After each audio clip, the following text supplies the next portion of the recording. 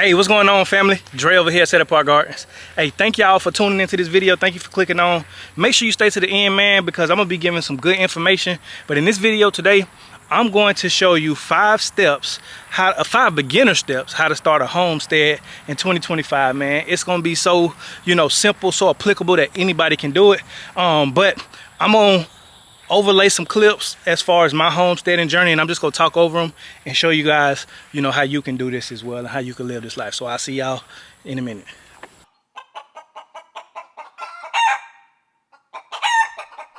All right, so let's talk about what is homesteading, because a lot of times people get the terms farming and homesteading mixed up and they use them interchangeably, but there is a difference. So a homestead is basically a property that includes a house, a garden, and animal enclosure. So it's a place where you live at.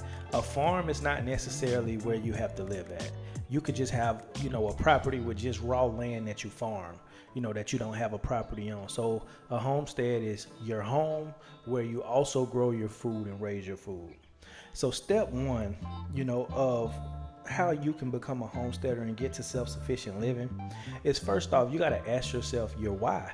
Why do you want a homestead? Is it so you can provide your own food, get away from a lot of the chemicals and different things that, they put in our food that we buy out of the grocery store? Is it because you want to raise your own meat? Is it because you just want to be in nature and live a slow life? That's all up to you, so you have to ask yourself that why. And once you know why you want a homestead, now it's time to start developing that vision, of what it looks like, and start making your plan. As far as outlining everything you want, what you want to grow, what kind of garden you want to have, all of this type of stuff. What just everything that you want on your homestead. Write it down and make it plain. Step 2. A lot of people think step 2 is buying the land, looking for land. No, step 2 is actually starting where you're at. If you live in a residential home, how about starting in your backyard if you have an average sized backyard? How about starting, and just saying, hey, you know what? I know my goal is to, have X, Y, and Z, but let me just start where I'm at right now. Okay, let's say you don't have a backyard. Let's say you live in an apartment. Ask family members, can you use their backyards? See, is there community plots that you can use, that the city might let you use to start a neighborhood garden? Like, there is a million ways to skin a cat. You don't always have to go out and buy land to start a homestead. You can actually start where you're at. You can borrow a friend's backyard, or if you got your own backyard, even if you want to just start raising or start with gardening in pots. Like on your balcony, you can do that. You see what I'm saying? Like, start off with plants and stuff like that, where you're just growing, some vegetables and everything like that. But you can literally use what you have, leverage what you have. Ask people to use their space if they're not using it, or just if you have a backyard, use it. But if you want to buy land, of course, buy land. That's always the best route to go. You know what I'm saying? But exercise all your options first. Step 3, start learning the skills needed to fulfill your homestead vision. So if you want to garden, you need to start learning about your grow zone. You need to start learning about, okay, what can I plant? When can I plant it? What kind of soil does it thrive in?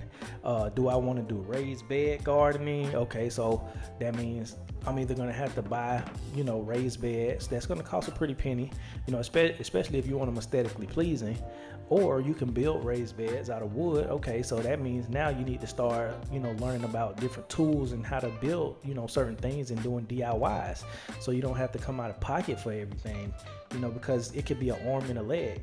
But the goal is to get the skills needed. But most importantly, once you start doing research on the skills needed and start learning about these different things when it comes to homesteading, it will behoove you to get a coach or a mentor, somebody who is in the homestead community, who can help you out, who can, give you those insights that you might not necessarily learn on YouTube or from books, but that you learn from real life experience.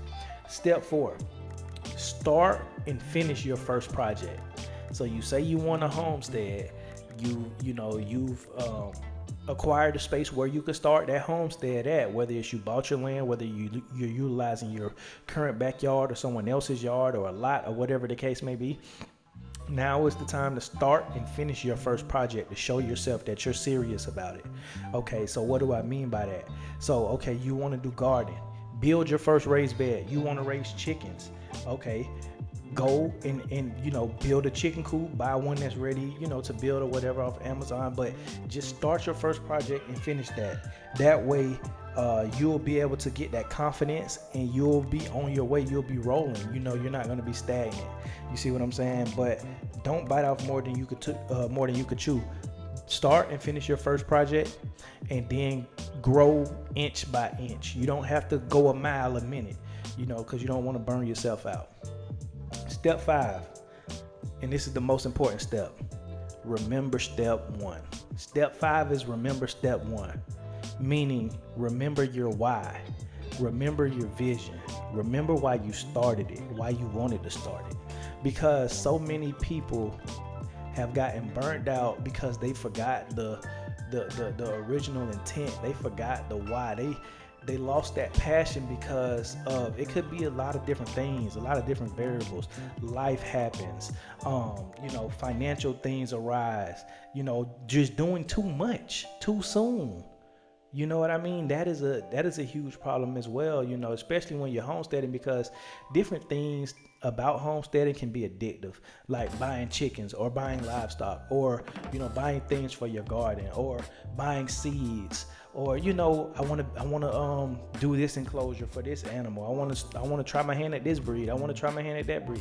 So it can become, a little bit overwhelming and you can forget your why. But when you forget your why, that's when you get off track and you start doing it for the wrong reasons, and you are tempted to quit.